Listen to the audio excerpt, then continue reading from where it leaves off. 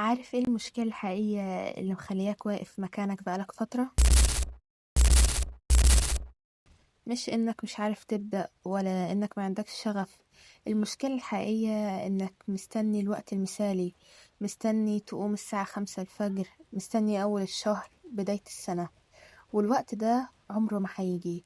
كلنا بنقع في نفس الفخ ده ونقعد نضحك على نفسنا. تجيلنا فكرة جامدة جدا وبدل ما ننزل نكسر بيها الدنيا نأجل، ونفضل نأجل ونقول ما تستنى لما تشتري المايك الفلاني، لما الكورس يخلص، لما ظبط الميزانية. تفضل تخطط وتفكر وتفبرك تفاصيل لحد ما تزهق وتموت الفكرة في دماغك. تصحى الصبح تلاقي حد تاني عملها بأقل الإمكانيات ونجح. السر كله مش في حاجة اسمها ان الوقت المثالي، السر كله في الخطوة الاولى اللي بايظة عند الكل.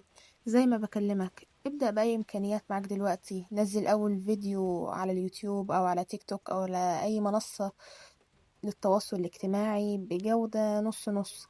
افتح المشروع بأقل رأس مال، اغلط صلح وانت ماشي في الطريق، لأنك طول ما انت بتتحرك بتتعلم تطور.